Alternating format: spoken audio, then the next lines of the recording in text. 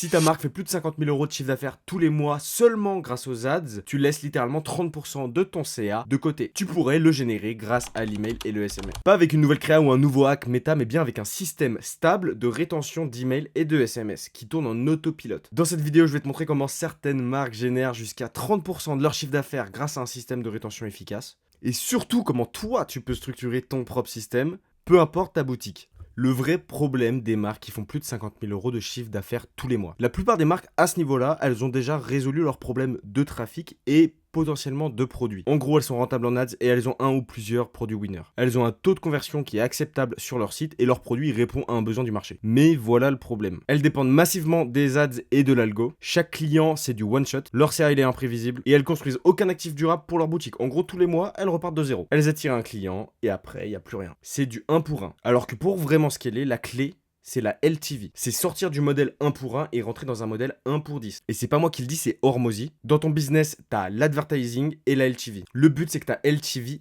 elle enrichisse ton advertising.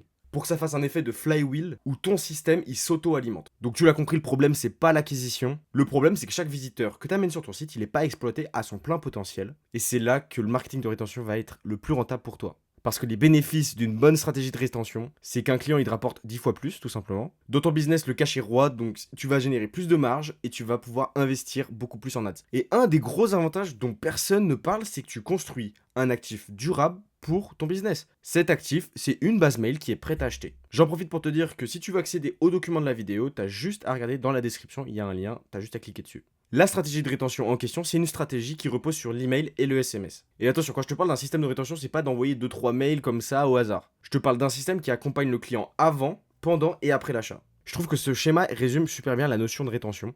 En gros, tu as toute cette phase qui est avant l'achat, tu as l'achat et ensuite tu as toute la phase post-achat. Et ce système, les plus grosses marques, elles l'utilisent pour capter le maximum de leads, transformer le visiteur en client et allonger la LTV. Et c'est tout, vraiment, c'est simple comme bonjour. Et le mieux dans tout ça, c'est que si tu suis à la lettre ce que je vais dire dans cette vidéo, tu vas avoir des résultats super rapidement, je t'en garantis. Avant de plonger dans le système complet, pourquoi la majorité des marques n'y arrivent pas? Je peux te le dire, je dis des dizaines et des dizaines de marques. 99% d'entre elles, elles n'ont aucune stratégie de rétention solide. Allez, les meilleures, elles ont une pop-up toute pourrie et elles ont 2 campagnes de newsletter qu'elles envoient comme ça au hasard. Et après, elles se disent, oh là là, ça ne marche pas. Mais je vais te dire pourquoi ça marche pas pour elles. C'est parce qu'elles n'investissent aucune ressource en temps et en connaissance. Ce qui fait qu'elles passent à côté de 30 à 40% de leur CA en automatique, d'un moyen d'augmenter leur conversion, d'allonger la LTV de leurs clients et de construire un actif long terme. Bref, si tu veux pas faire partie d'entre elles, je t'invite à regarder la vidéo jusqu'au bout. La première phase, l'attention, l'intérêt et le désir. C'est toute la phase avant la première conversion. L'attention, c'est de plus en plus cher. Toi qui dois avoir la tête dans ton business manager tous les jours, tu le sais mieux que moi. Mais alors pourquoi? Parce que l'arrivée de l'IA déjà, elle a fait exploser la concurrence dans le secteur de l'e-commerce, ce qui fait qu'il n'y a plus aucune barrière technique pour lancer une boutique actuellement. En 2-3 clics, tu peux créer un shop. Qu'est-ce que ça fait? Ça fait que les enchères publicitaires, elles explosent. Donc pour toi, c'est critique de rentabiliser chaque clic. Parce que 95% des gens que tu amènes sur ton site, ils vont pas acheter directement.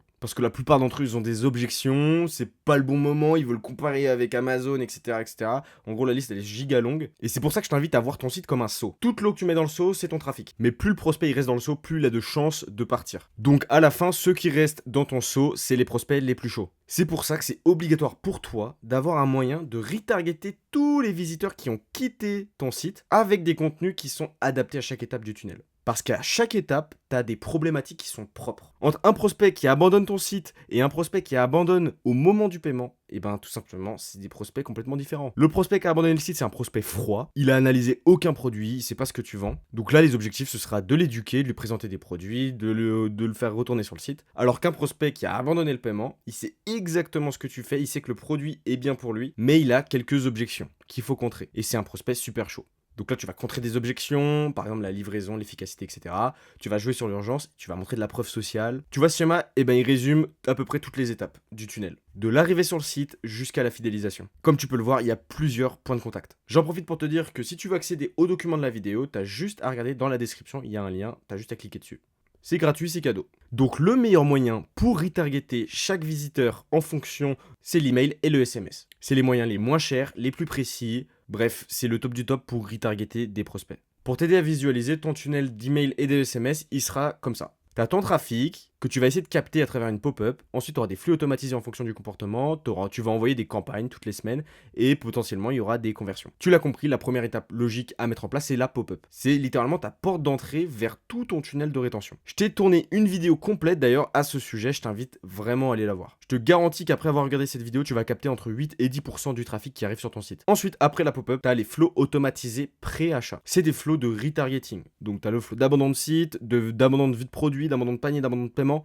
Enfin bref, en fonction du comportement du visiteur, il va être retargeté avec le bon message. Ne t'inquiète pas, je sortirai bientôt une vidéo à ce sujet, donc je t'invite à t'abonner, je te donnerai toutes mes astuces pour chaque flow. La phase 2, l'achat. Ici, le client il vient d'acheter. Et ta stratégie de rétention, elle commence également ici. Parce que la rétention, c'est pas que faire acheter. L'objectif ici, c'est de faire le meilleur onboarding possible pour le client et de le pousser rapidement au second achat. Au niveau de l'onboarding, l'objectif c'est d'avoir un flow de post-achat. Il va falloir segmenter en fonction du nombre de fois où la personne a acheté, si c'est la première fois qu'elle achète, la deuxième fois, la troisième fois, etc. On va la remercier sincèrement. On va contrer le buyer remorse en montrant des témoignages, des transformations des avant-après, bref, en lui montrant qu'il a fait le bon choix. On va le guider et l'éduquer sur le produit pour qu'il l'utilise, c'est vraiment la clé. Et bien sûr, on va lui faire un suivi précis du colis. C'est une phase vraiment essentielle, on veut vraiment pas laisser le client dans le no man's land.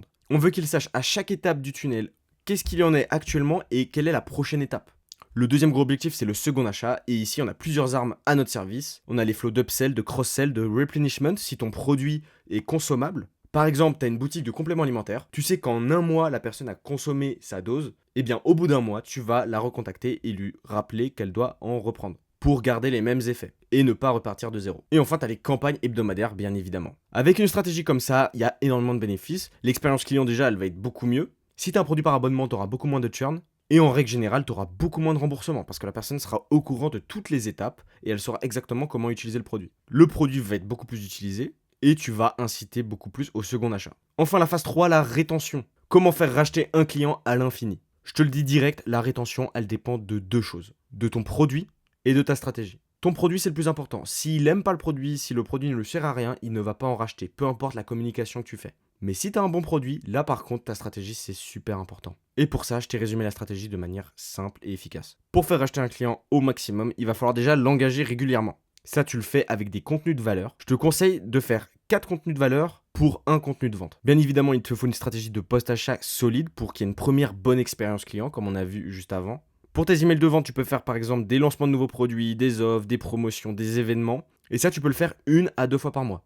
Mais faut pas en abuser, attention, parce que tu risques de cramer ta base mail. Si tu vends qu'à travers des promos, laisse tomber, c'est finito. La quatrième chose, c'est de maintenir une bonne délivrabilité. On ne veut pas finir dans les spams, bien évidemment. Et pour ça, il n'y a pas 20 000 règles, il faut juste envoyer des mails à des segments engagés pour maintenir un taux d'open rate à peu près à 50%. Bien évidemment, en dehors de tout ça, il va falloir améliorer constamment tes flows et ta pop-up avec des A/B tests. Pareil pour tes campagnes, il va falloir voir les sujets qui fonctionnent le mieux pour ta niche. Et petit bonus, il faut que tu adaptes ton système de rétention aux périodes de l'année. Par exemple, pendant le Black Friday, tu vas faire des flows beaucoup plus courts qui vont mettre en avant tes offres. Tu vas mettre en avant tes offres aussi dans la pop-up. Et bien évidemment, tu vas faire des campagnes pour shooter tes offres. J'en profite pour te dire que si tu as une boutique et que tu génères plus de 50 000 € par mois, je propose des audits complètement gratuits de ta stratégie de rétention pour t'aider à intégrer tout ce que je t'ai dit dans la vidéo. Enfin bref, j'ai essayé de te donner le plus de valeur actionnable possible dans cette vidéo, donc j'espère que ça t'a plu. Bref, sur ce, je te dis à la prochaine. Ciao, ciao.